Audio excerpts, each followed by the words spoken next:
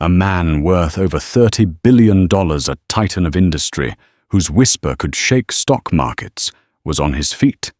His voice, a low thunder that silenced one of New York's most exclusive restaurants. Sheikh Khalid Al-Jamil was leaving, and he was taking the restaurant's Michelin stars with him in the form of a reputation shattered into 1,000,000 pieces.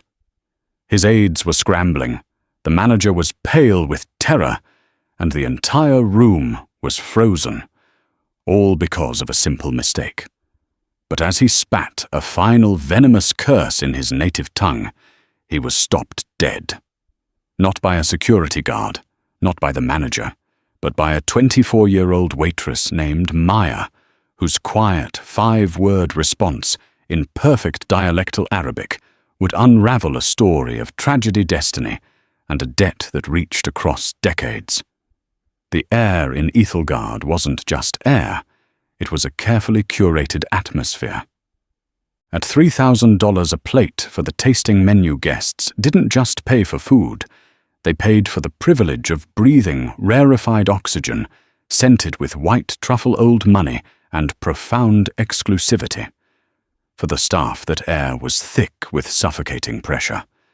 For Maya Williams, it was the price of survival. Every night, Maya donned the restaurant's severe charcoal grey uniform, a modern tunic that felt more like armor. She'd tie her auburn hair into a bun so tight it pulled at her temples, a constant nagging reminder of the discipline required to work here. Ethelgard was a world away from the cramped 2-bedroom apartment in Queens she shared with her younger brother, Leo. It was a world away from the mounting pile of medical bills for Leo's physical therapy and the tuition statements for his community college courses. Every clink of crystal, every hushed laugh from a table draped in designer labels was a taunt and a motivator. Tonight the tension was unusually high. Mr. Davenport, the restaurant's general manager, a man whose posture was as stiff as his starched collar, had been gliding through the dining room like a nervous ghost. "Table 7 is arriving," he'd hissed during the staff briefing. "Sheikh Khalid Al-Jamil. Do I need to explain the significance?" No one needed an explanation. Khalid Al-Jamil wasn't just wealthy, he was a dynasty. His family's conglomerate, Al-Jamil Global, had its fingers in everything from telecommunications to sustainable energy. He was known for his Midas touch in business and his volcanic temper when things fell short of perfection. His patronage could elevate a restaurant to legendary status. His displeasure could wipe it off the map. "Williams," Davenport had said, his eyes locking onto Maya. "You're on his section. You're meticulous. Do not, and I mean, do not make a single mistake." Maya had simply nodded her face, an unreadable mask of professionalism. "Yes, Mr. Davenport." The sheikh arrived not with a bang, but with a chilling silence. He and his 3 associates were ushered to the best table in the house, a secluded alcove, with a panoramic view of the city lights. He was younger than Maya expected, perhaps in his late 30s, with sharp, intelligent eyes that seemed to be taking in every minute detail of his surroundings and finding them all wanting. He wore a bespoke Savile Row suit that probably cost more than Maya's annual salary, but his face was etched with a deep weariness, a tension in his jaw that no amount of luxury could erase. From the start, the meal was a tightrope walk over a canyon. The sheikh barely spoke, communicating with curt gestures, and clipped remarks to his aide, a man named Fadi. Maya moved with practiced grace, a phantom anticipating needs before they were voiced. She presented the amuse-bouche, explaining the delicate balance of the Osetra caviar and the crème fraîche foam with a quiet confidence. The sheikh waved a dismissive hand before she was halfway through, already deep in a hushed but clearly heated discussion in Arabic with his companions. The first crack appeared with the water. The sheikh had requested Qatari-botted Sidra, a specific niche brand. A busboy, a new hire named Ben, who was trembling like a leaf, had mistakenly brought a bottle of Norwegian Voss. Sheikh Khalid stopped mid-sentence. He didn't raise his voice. He didn't have to. He simply stared at the bottle on the table as if it were a poisonous snake. "I specified my preference," he said, his English low and precise. The words hung in the air, each one a drop of ice. Davenport materialized instantly, his face ashen. "1,000 apologies, Your Excellency. A grievous error." He snatched the bottle away and glared daggers at Ben, who looked like he might faint. Maya stepped in smoothly. "My apologies, sir. The correct bottle is on its way." She was calm, a small island of composure in a rising sea of panic. The Sheikh's dark eyes flickered to her for the first time. He gave a slight, almost imperceptible nod, a gesture that said, "You have one more chance." But the damage was done. The mood at the table, already sour, curdled completely. The business talk grew more agitated. Maya could pick out words from their rapid-fire Arabic contract betrayal father's legacy. It was clear his anger wasn't about the water. The restaurant and its staff had simply become the unfortunate receptacle for a fury that had been brewing long before he walked through their doors. Maya served the second course, a seared scallop with a saffron reduction. She placed the plate before the sheikh, her movements economical and silent. As she retreated, her foot caught for a microsecond on the thick pile of the carpet. She didn't stumble, not really, but her momentary hesitation was enough. The sheikh saw it. His eyes narrowed. He looked from her to the plate and then back to her. He picked up his fork, pushed the single scallop around the porcelain, and then laid the utensil down with a soft, definitive click. The sound was as loud as a gunshot in the silent, deferential space around the table. "This is unacceptable," he said, his voice no longer quiet. It was a controlled burn, a prelude to an inferno. "This entire experience has been a parade of incompetence." Fadi, his aide, leaned in. "Khalid, please," he murmured in Arabic. "It's just a meal." "It is not just a meal," the sheikh shot back in the same language, his voice rising. "It is a reflection of a standard they have failed to meet at every turn. It is an insult." He pushed his chair back, the legs scraping harshly against the polished floor. The entire dining room, which had been pretending not to notice, fell completely silent. Every eye was on table 7. Mr. Davenport began a brisk, panicked walk from across the room, his face a mask of horror. Sheikh Khalid al-Jamil stood to his full height. He looked down at the exquisite food, the pristine table setting, and then at Maya, who stood frozen a few feet away. "We are leaving," he announced to his companions. Then he turned his gaze on Davenport, who had just arrived, breathless. "And I will make it my personal mission to ensure that the world knows how Ethelgard treats its guests. Your reputation will be in ashes by morning." Davenport's professionally pleasant facade shattered. "Your Excellency, please, I implore you. Whatever the issue, we can rectify it. The meal is on the house, your entire evening." He was practically bowing his hands, clasped together in supplication. The sheikh let out a short, bitter laugh. "You think this is about money? You think I can be placated with a free meal?" He gestured around the opulent room. "This place is a farce. It has the shell of excellence, but the soul is hollow. It is rotten from the inside." His voice, though not a full-throated shout, carried an immense weight that commanded the attention of everyone present. Diners paused with forks halfway to their mouths. Conversations died. The only sounds were the sheikh's resonant voice and the frantic, shallow breathing of the manager. Maya stood rooted to the spot. Her training screamed at her to disappear, to become invisible, to let Davenport handle the cataclysm. But her feet felt like lead. This wasn't just a customer complaint. It was a public execution. She saw Ben, the young bus boy, cowering near the service station, his face streaked with tears. She saw the kitchen staff peering through the small window of the door, their faces grim. She felt the collective humiliation of the entire staff settling on her shoulders. Her job, Ben's job, all their jobs were hanging by the thread of this man's monumental rage. It began with carelessness. The sheikh continued his voice, rising in tempo, and it has ended with utter disrespect. He pointed a finger at the scallop now cooling on his plate. This is not passion. This is mass-produced luxury for people with more money than sense. My father would have been ashamed to dine here. The mention of his father seemed to fuel his anger, making it something deeper and more personal. The business associates were now on their feet, looking deeply uncomfortable. Fadi tried to place a calming hand on the sheikh's arm. "Khalid, let us go. This is not the place," Fadi urged quietly in Arabic.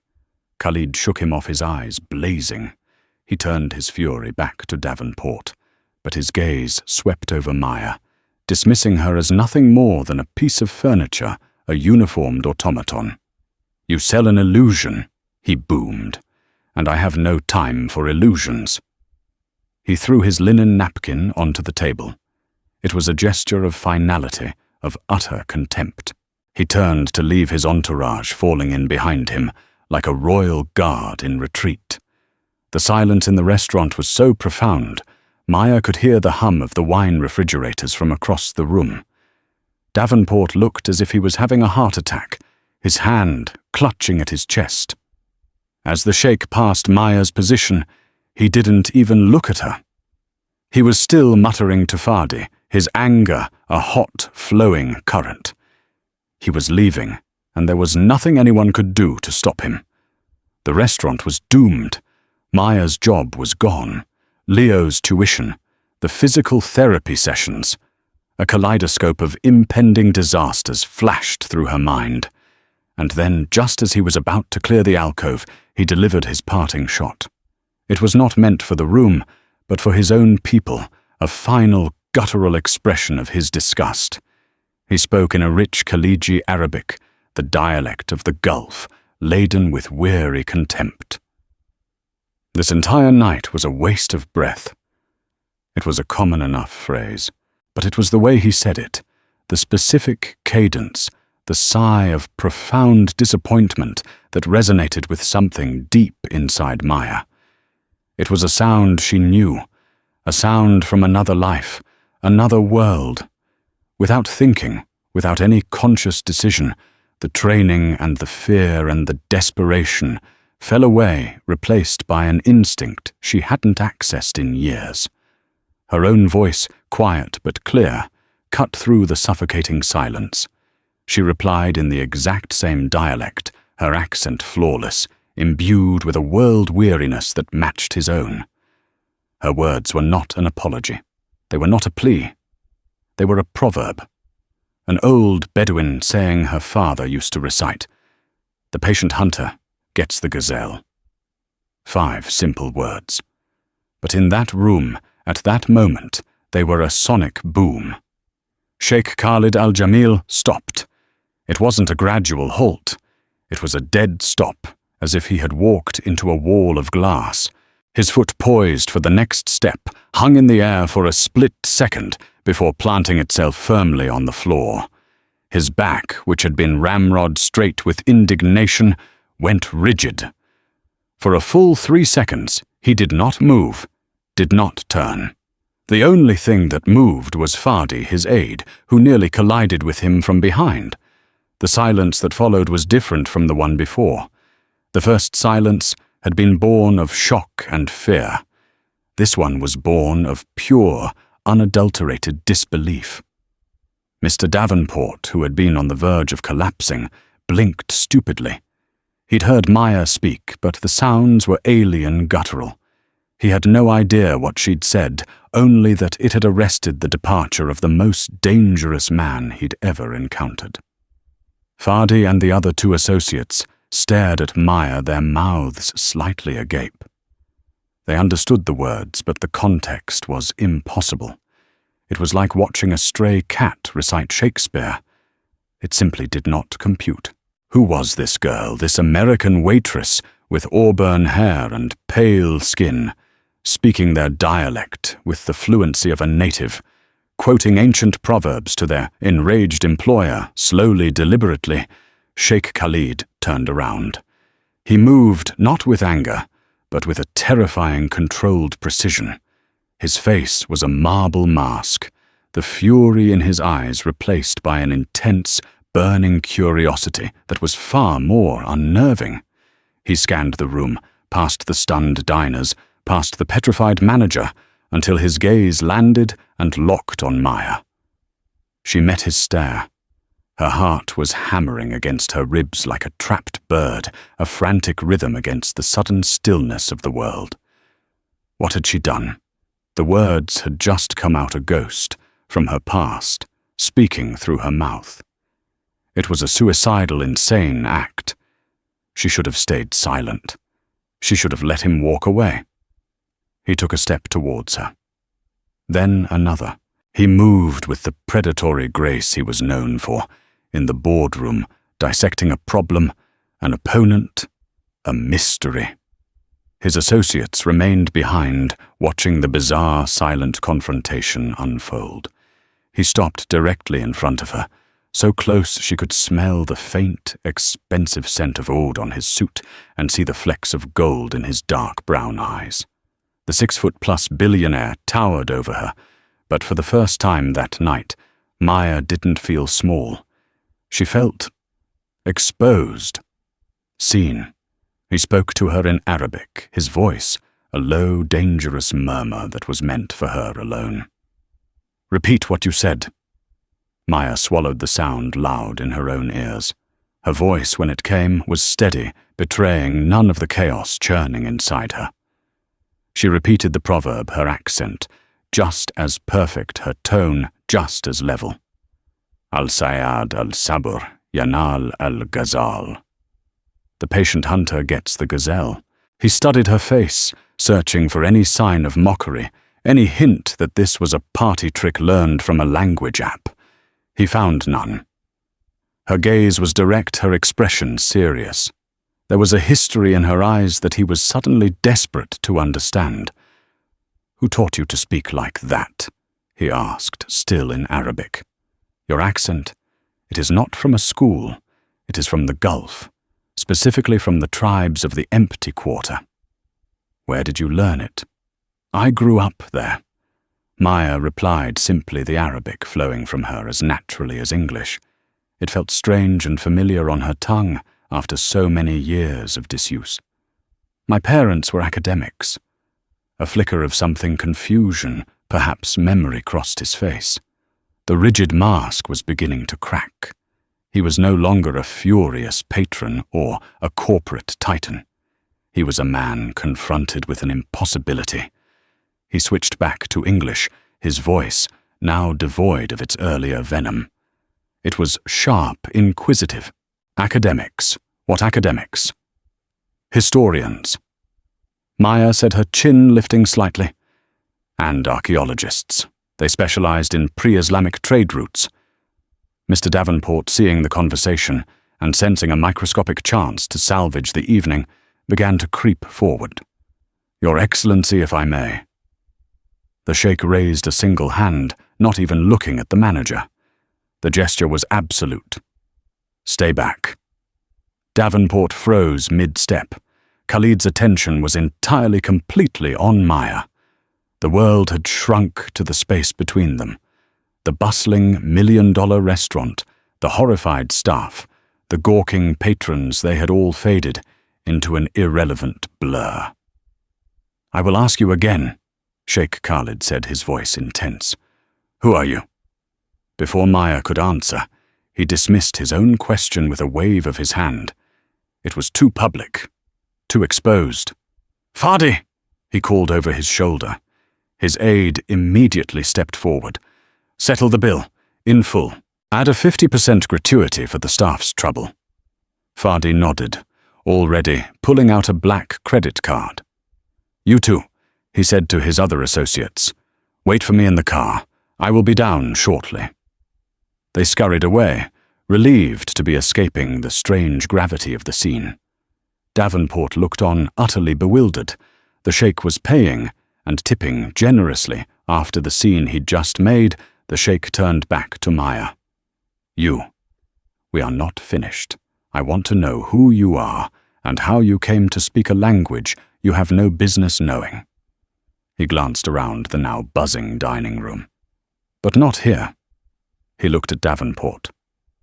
"Your office. Now." It wasn't a request. It was a command. Maya looked at her manager, who simply nodded, his eyes wide, with a mixture of terror and awe. Without another word, Sheikh Khalid al-Jamil turned and walked towards the back of the restaurant, expecting Maya to follow.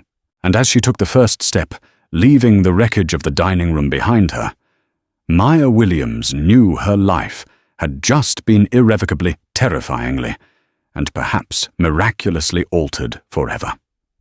Mr. Davenport's office was as sterile and impersonal as the man himself. Grey walls, a glass desk, a single sad-looking orchid in the corner. It was a room designed for firing people and calculating profit margins, not for earth-shattering conversations. Sheikh Khalid stood by the large window overlooking the back alley, his hands clasped behind his back, staring down at the dumpsters and the steam rising from the vents. He looked out of place, a hawk trapped in a sparrow's cage. Maya stood near the door, her hands clenched at her sides. Mr. Davenport hovered awkwardly for a moment before the sheikh dismissed him with a flick of the wrist. "Leave us." The manager practically fled, closing the door softly behind him. The silence in the small office was thick and heavy. Finally, Khalid turned from the window. The last traces of his public fury had vanished, replaced by an unnerving calm, the quiet intensity of a predator that has cornered its prey. "Let us start again," he said, his English precise. "My name is Khalid al-Jamil, and you are—" "Maya Williams," she said. Her voice was steady, but her pulse was a frantic drum against her throat. "Maya Williams," he repeated, tasting the name. It was so incongruously American. "Tell me about your parents, Miss Williams. The historians." This was the moment to be careful to reveal just enough. "My father was Dr. Alan Williams. My mother, Dr. Evelyn Reed. They were leading experts on the frankincense road. They spent over 20 years living and working on excavation sites, primarily in the UAE and southern Saudi Arabia." As she spoke, she saw a subtle shift in his expression. The name Williams hadn't registered, but Reed seemed to strike a chord. He took a step closer, his eyes searching her face as if trying to place a long-forgotten memory. "Evelyn Reed," he murmured more to himself than to her. The woman with the bright red hair, who hated the heat, but loved the desert. Maya's breath caught in her throat. "You knew my mother." "I was a boy," he said, his voice softening with a distant, nostalgic quality. "My father, he was a great man, a man of vision. He believed our future could not be built without a deep understanding of our past. He was the primary patron for several archaeological projects in the region. He considered it his duty to preserve our heritage." He paused, his gaze fixed on her. One of those projects was the Shisar excavation. It was run by a brilliant, fiercely intelligent American couple. A man with a kind smile and a woman with hair like a desert sunset. Maya felt a wave of dizziness. Shisar. The lost city of Ubar, the place that had defined her entire childhood, the place she hadn't dared to speak of in years. "My father," Khalid continued, "held Dr. Williams and Dr. Reed in the highest esteem. He would take me with him to the dig site during my holidays. It was a magical place for a boy, A world of dust and discovery. I remember your mother giving me a piece of lemon candy once because I was complaining about the flies. A memory sharp and vivid pierced through the fog of years. Maya, a small girl of about 6, sitting in the shade of a canvas tent, watching a tall, important-looking man in a white thobe talking with her parents. Beside him was a boy, a little older than her, looking bored and miserable in the sweltering heat. Her mother, laughing, had walked over and handed the boy a small, yellow-wrapped candy from her pocket. "You were that boy," Maya whispered, the realization hitting her with the force of a physical blow. He nodded slowly. "And you were the little girl with the scraped knees who was always trying to help by digging in the wrong places. The one who spoke a child's mishmash of English and the local dialect." The formal office, the tense confrontation, the city of New York itself, it all dissolved. For a moment, they were 2 children again, under the relentless Arabian sun, connected by the shared dust of a forgotten time. The furious billionaire was gone. The struggling waitress was gone. In their place were just Khalid and Maya. The shared moment of reverie shattered as the present came rushing back in. "Your parents," Khalid said, his tone shifting again, becoming serious, concerned. "They were extraordinary people. Where are they now? I assume they retired back to the States." Maya's carefully constructed composure crumbled. The grief she kept locked away, the grief that was the silent engine of her exhausting life, rose to the surface. She looked down at her scuffed black shoes. "No," she said, her voice barely a whisper. "They died. 7 years ago." The air went out of the room. Khalid's face, which had been softened by nostalgia, hardened with shock. "Died? How they were not old." "A car accident," Maya said the words, tasting like ash in her mouth. "Outside of Salalah. They were driving back from a survey site. The police said their brakes failed on a mountain road." She didn't tell him the rest.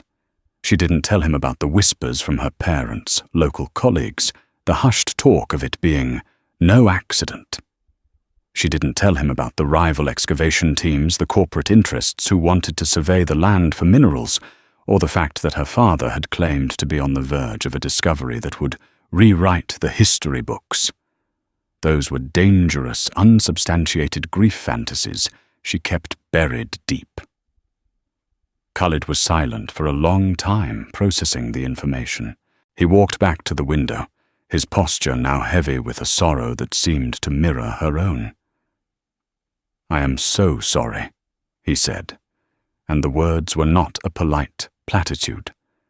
They were steeped in genuine regret. "My father passed away 2 years ago. I know something of this loss. He spoke of your parents, often even after they finished their work at the site. He would have been devastated to hear this." He turned back to face her, his expression one of profound solemnity. "And you, their daughter, are working here."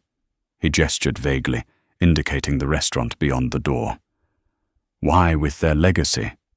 Their publications? Legacies don't pay rent in New York." "Sheikh Al-Jamil." Maya said, a flicker of her earlier defensiveness returning. "Or medical bills?" "Medical bills?" he asked, his focus sharpening. "My brother Leo. He was in the car with them. He survived, but he was badly injured. He's better now, mostly. But he needs ongoing therapy and he's in college. Everything they left was tied up in research grants and academic trusts. There wasn't much else. So I work. I work here, and I take online classes when I can." She laid her life bare with a kind of weary defiance. This was her reality, a world away from his. Khalid stared at her, and in his eyes she saw an emotion she couldn't quite name. It was more than pity. It was a complex mixture of guilt, responsibility, and something else, a sense of cosmic, unbelievable coincidence. The daughter of the two people his own father had admired so deeply was serving him water in a restaurant he had been about to destroy. The universe, it seemed, had a flair for the dramatic. The anger he had felt earlier that evening now seemed pathetic, a childish tantrum born of stress. The business deal that had soured the one concerning land development rights near the Omani border, the very same region her parents had dedicated their lives to, now felt profoundly insignificant compared to the story standing before him. He had walked into Ethelgard a furious billionaire. He was now simply the son of his father, standing before the daughter of his father's friends. And he knew, with absolute certainty, that he couldn't just walk away. A heavy silence settled in the small office, thick with the ghosts of the past. For Maya, it was the ghosts of her brilliant, vibrant parents. For Khalid, it was the ghost of his formidable father, a man whose approval he still sought even from beyond the grave. The deal I was fighting for tonight. Khalid began, his voice low and contemplative, as if he were piecing together a complex puzzle.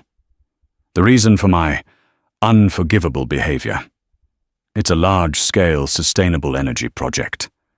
Solar fields.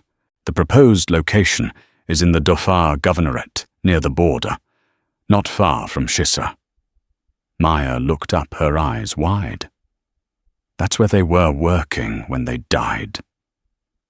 I know, Khalid said grimly. That land is considered barren by the engineers, but a local heritage society has been filing injunctions claiming it is a site of significant undiscovered archaeological importance. They cite the work of two Westerners from years ago as their primary evidence. He looked directly at her. They cite the work of doctors Alan Williams and Evelyn Reed. The room seemed to tilt. Maya sank into one of the uncomfortable office chairs, her legs suddenly unable to support her. Her parents' work, the passion that had consumed their lives and ultimately led to their deaths, was the very thing causing this $30 billion man a headache tonight. The irony was so bitter, it was almost comical. My partners are pressuring me to crush the opposition, Khalid continued, pacing the small room. To use our influence to lobby the government to declare the claims baseless and move on. They see it as a nuisance, a delay costing us millions per day. When the negotiations stalled this afternoon, I saw it as a failure to uphold my father's legacy of progress and innovation. He stopped in front of her, his expression etched with a newfound conflict. But now I see it differently. My father championed progress, yes, but he revered our history. He funded your parents' work because he believed that history was priceless. He would never have allowed it to be bulldozed for a solar farm, no matter how profitable. He ran a hand over his face, the gesture of a man utterly exhausted by the weight of his own world. In my anger, I almost betrayed the very principles he held most dear. I was about to dishonor him, and to dishonor the memory of your parents. He looked at Maya, and for the first time, she saw not a sheikh or a tycoon, but a man burdened by duty. A son trying to live up to a legend. In that they were not so different. She too was trying to honor her parents by caring for the one thing they had loved more than their work, her brother Leo. The proverb you quoted, Khalid said, his voice soft. The patient hunter gets the gazelle. It was one of my father's favorites. He used to say it to me when I was an impetuous boy, eager to rush into things. Hearing you say it, in that place, it felt as if his ghost had risen up to reprimand me. Maya finally found her voice. My father said it all the time. Usually when I was complaining about how long it took to brush the sand off a single piece of pottery. A small, sad smile touched her lips. It was the first time she had smiled all night. The smile seemed to break the last of the tension between them. Khalid pulled up the other chair sitting opposite her. The power dynamic of Billionaire and Waitress had completely evaporated. They were now just two people, linked by a shared history they hadn't known existed an hour ago. "Tell me about your brother Leo," he said, his tone gentle, inviting. And so she did.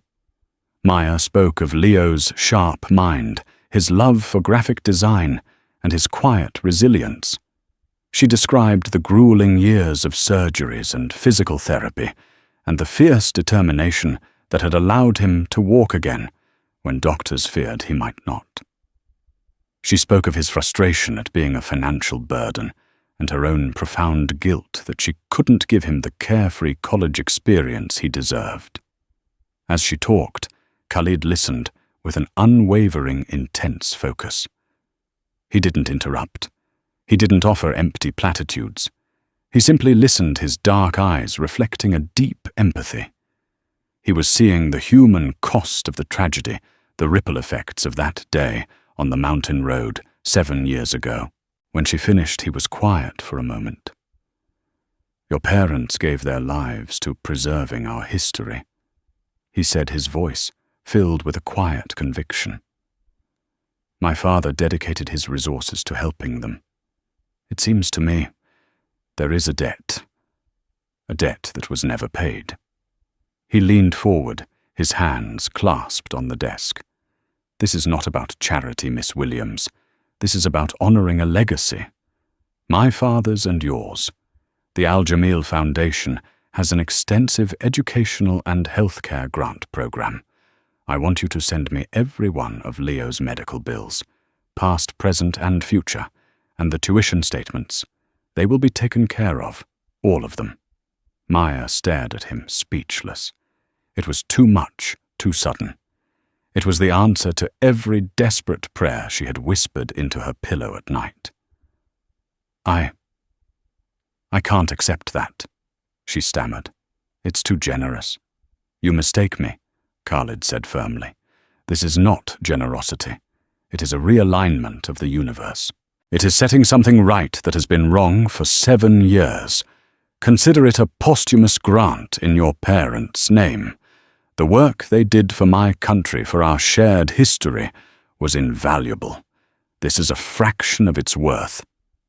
He wasn't finished.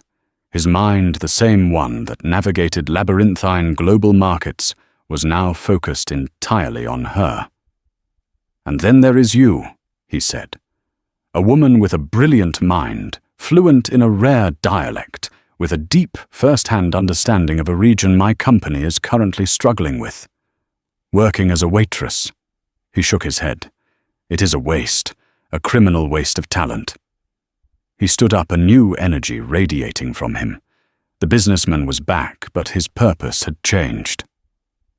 "I have a proposition for you, Maya Williams. A job. I am establishing a new position within Al Jamil Global, a cultural heritage liaison. Your role would be to work with my team on the Dhofar project. You would be the bridge between our engineers and the local communities, the heritage societies. You would ensure that we proceed with respect and caution. You would use your parents' research, your research, to guide us, to help us find a path that honors both the past and the future." He named a salary that made Maya's head spin. It was more money than she had ever imagined making in a decade, let alone a year. "You would report directly to me," he concluded. "Your first task would be to fly to Muscat next week to lead a new round of negotiations with the Heritage Society. You have the knowledge. You have the language. You are the only person in the world who can do this job." Maya's mind was reeling. An hour ago, her biggest concern was whether she'd be fired. Now she was being offered a new life, a chance to not just survive, but to thrive. A chance to step out of the shadows and continue her parents' work in a way she had never dreamed possible. But with the offer came a sliver of ice-cold fear. The whispers about her parents' death. No accident. Was it just grief, or was it a warning? Going back there, digging into the very land they had died for? Was she walking into the same danger? Khalid seemed to sense her hesitation. "I know this is sudden," he said, his voice softening once more. "But destiny does not often wait for a convenient time. Your parents were searching for something. Perhaps this is your chance to find it." Destiny. The word hung in the air, potent and terrifying. She looked at this man, this stranger, who was a link to her forgotten childhood, and saw the choice before her. She could stay here safe in her struggle, or she could step onto the path he was offering, a path that led back to the desert, back to the unanswered questions, back to the legacy of Alan and Evelyn Williams. Maya sat in stunned silence, the magnitude of Khalid's offer washing over her. It was a lifeline, a fantasy, a solution to every problem that kept her awake at night. But one detail snagged at the edge of her mind, a dark thread in a golden tapestry. "Why me?" she finally asked, her voice barely a whisper. "You have teams of experts, negotiators, consultants. I'm a waitress with 2 years of online anthropology courses." Khalid's expression was unreadable. "Because none of them are the daughter of Alan Williams and Evelyn Reed. None of them carry the legacy of their name. In that part of the world, lineage and reputation are a currency more valuable than oil. When you speak to the elders of the Heritage Society, you will not be an employee of Al Jamil Global. You will be the child of the 2 people they respected most. Your voice will carry a weight that $1 billion contract cannot buy." He paused, his gaze intensifying. "And there is another reason. A more personal one." He walked back to the desk and picked up his phone, which had been lying face down.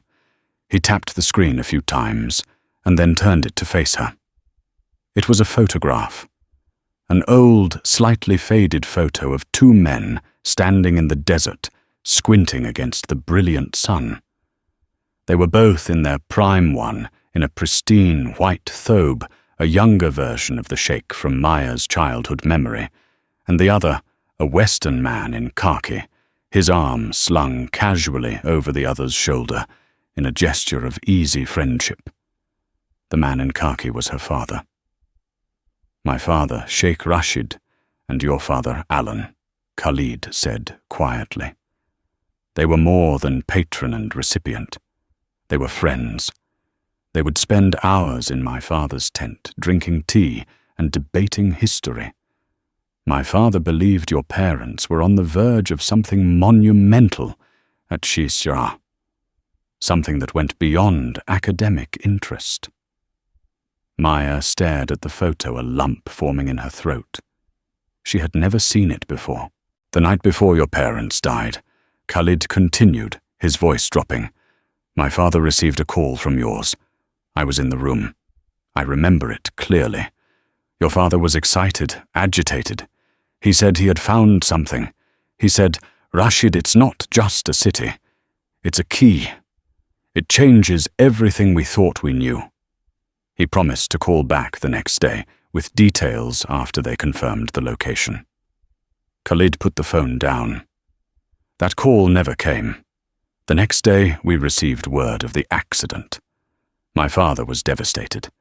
He sent his own men to investigate. The official report was conclusive: brake failure, a tragic accident. He looked at Maya, his eyes dark with a long-held suspicion. My father never believed it. He thought the timing was too convenient. Your father had rivals not just in academia but in business. There have always been rumors of vast mineral deposits in that region. A UNESCO World Heritage designation, which your father's discovery would have guaranteed, would have made the land untouchable for commercial exploitation forever. Everything Maya had buried, every paranoid whisper she'd dismissed as a grief-stricken fantasy, came rushing to the surface, validated by the son of the one man her father had trusted. It wasn't just an accident. The thought, cold and terrifying, solidified into a near certainty. Her parents had been silenced. My father's investigation went nowhere. Khalid admitted, his voice laced with frustration. The trail went cold, and then his own health began to fail. But he never let it go. On his deathbed, he made me promise that if the opportunity ever arose, I would protect their legacy. Your parents' legacy. He let out a long, weary sigh. When this land deal came across my desk, I saw only profit and progress. I had forgotten my promise. I was prepared to fight the Heritage Society, to dismiss the very legacy I had sworn to protect. Your presence here tonight, your words, they were a slap in the face from destiny itself, a reminder of my duty. Now Maya understood. This wasn't just a job offer, it was a reckoning. It was a chance for Khalid to fulfill a dying wish, to correct a course he had been unknowingly straying from. And for her, it was something far more profound. It was a chance for justice, a chance to find out what her parents had really discovered, what they had died for. The fear she had felt moments before was replaced by a cold, hard resolve. "The job," she said, her voice clear and strong. "I accept." A look of profound relief washed over Khalid's face. "Good," he said simply. "We have much work to do." He began to lay out the plan with the swift efficiency of a CEO. "My office will handle your resignation here. A car will pick you and your brother up tomorrow morning. I have a furnished corporate apartment in a secure building you will use for now. My personal physician will meet with Leo to review his case and ensure he has the absolute best care in the country. My foundation will handle all the financials. Your only focus now is the mission." He handed her a business card. It was thick black cardstock with his name and a single phone number embossed in silver. No title, no company name. "This is my private line. My executive assistant Zara will contact you in the morning with the details. She will arrange for your new credentials, passport updates, everything." He walked to the door and paused, turning back to her. The formidable sheikh was gone again, replaced by the man who had shared lemon candies in the desert. "Maya," he said, using her first name for the first time. "I cannot undo the past. I cannot bring them back. But I can give you the resources to find the truth and the platform to finish their work. What you do with it is up to you." With that, he was gone, leaving Maya alone in the sterile office that smelled of orchid and ozone. She looked down at the black card in her hand.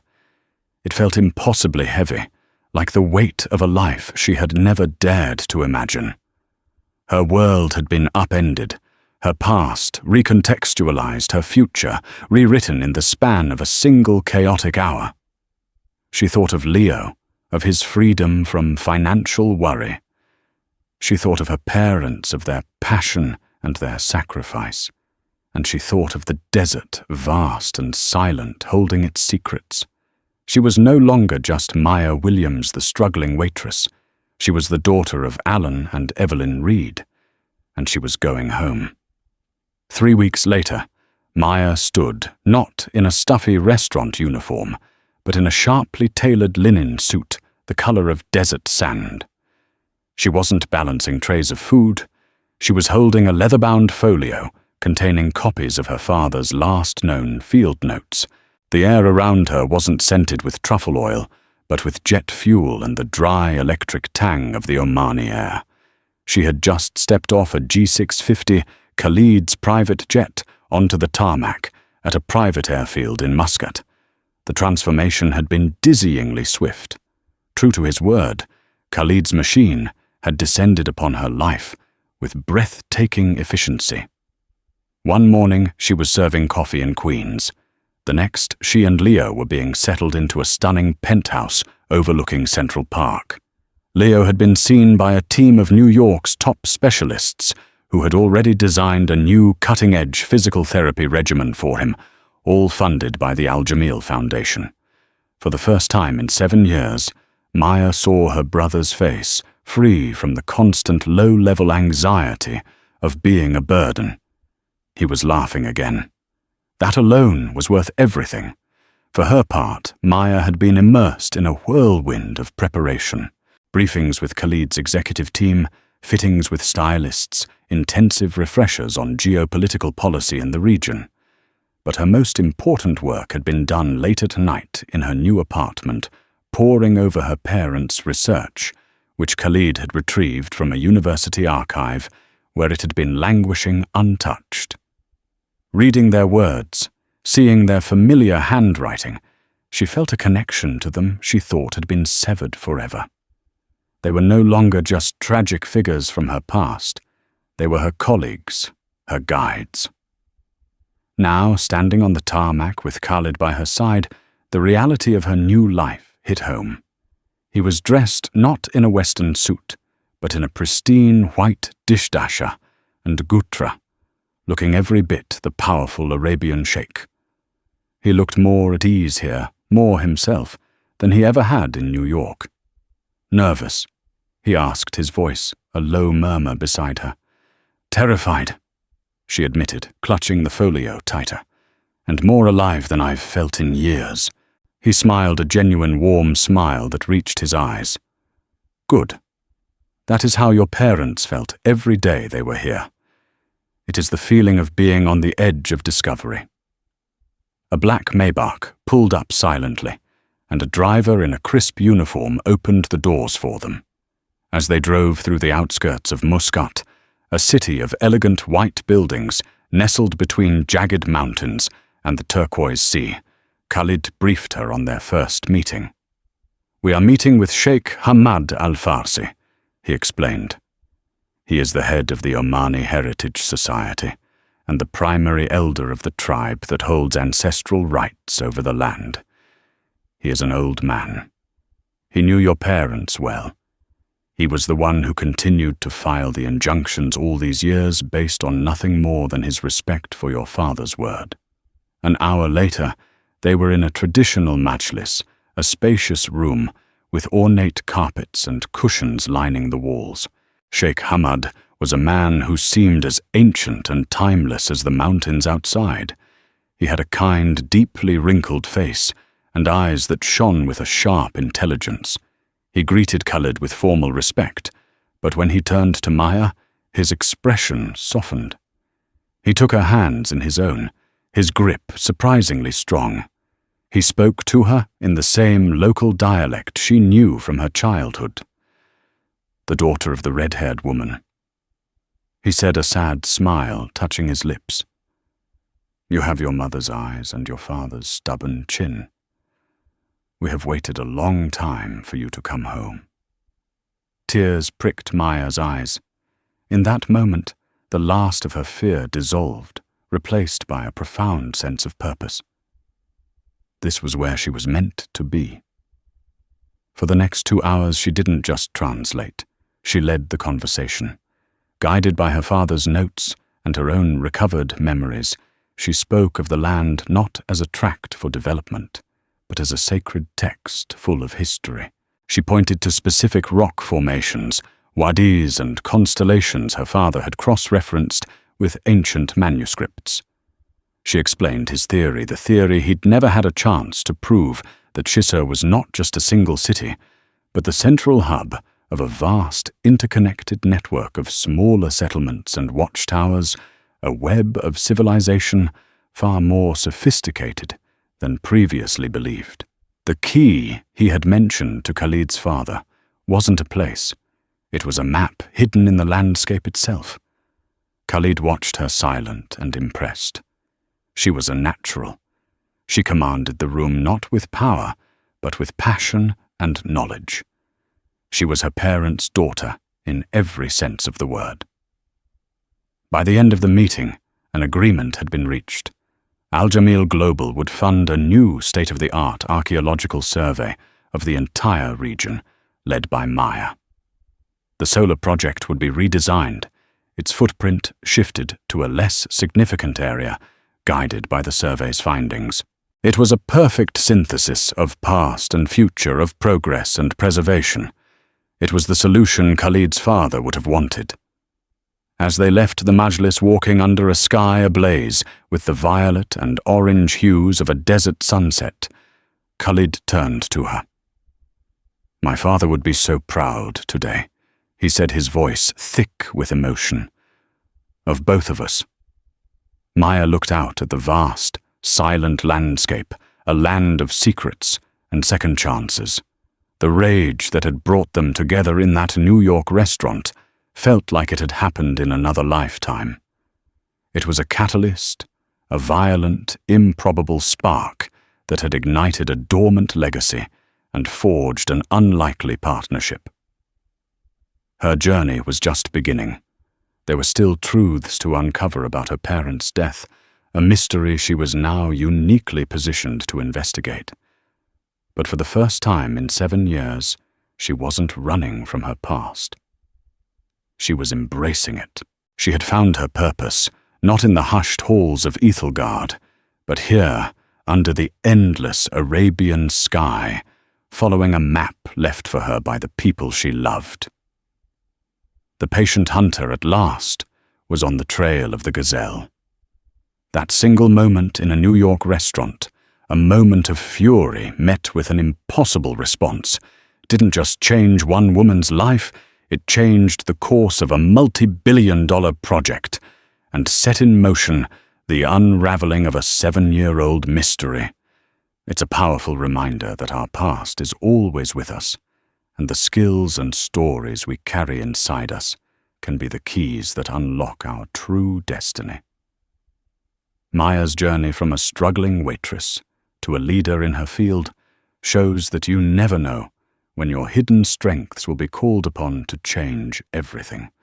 If this story of unexpected connections, second chances, and the enduring power of legacy resonated with you, please take a moment to hit that like button.